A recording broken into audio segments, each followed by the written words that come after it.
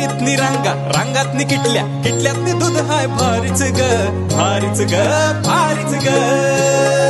दूध भारी, फॅट भारी, SNFB भारी, ही किमया फर्टिमिन प्लस ची चारी. गोकुळच्या महालक्ष्मी पशुखाद्य कारखान्यानं आपल्या दूध उत्पादकांसाठी नव्यानं उपलब्ध केलेलं सिविड युक्त मिनरल मिक्सचर फर्टिमिन प्लस. दुधाला रेट, वर्षाला वेद. आपल्या डेअरीतून आजच आणा फर्टिमिन प्लस.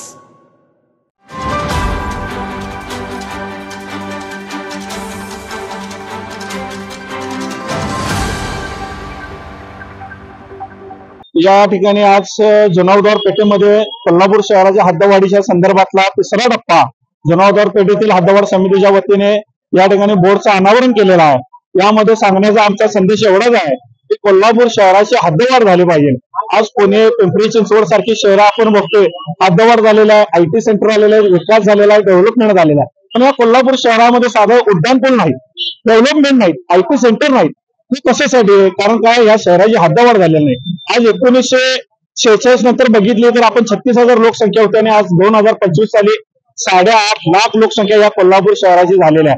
जर आपल्या घरामध्ये 2 मुलं असतील, त्यांची लग्न झाली, मुलं झाली की आपण सेपरेट खोल्या करतो का? तर विस्तार वाढतो. तसा कोल्हापूर शहराची लोकसंख्या वाढली की विस्तार होणं गरजेचं असते. आणि प्रशासन, हे राजकीय नेते कुठे पाणी प्यायला लागले मला काय कळणार झालं. पाणी मुरते कुठे, हा प्रश्न महत्वाचा आहे.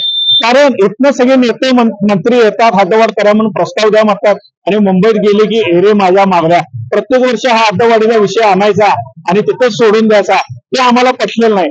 आज काही नेते, ज्या बारामतीचे अजित पवार दादा असतील, तिने कुणालाही कुठल्या ग्रामपंचायतीला, कुठल्या शहराला विचार नाही आणि तिथली हद्दवाढ त्यांनी केलेली आहे. मग या शहराची काय हद्दवाढ होईना झाला, इथं कुणाला विचारायला आले?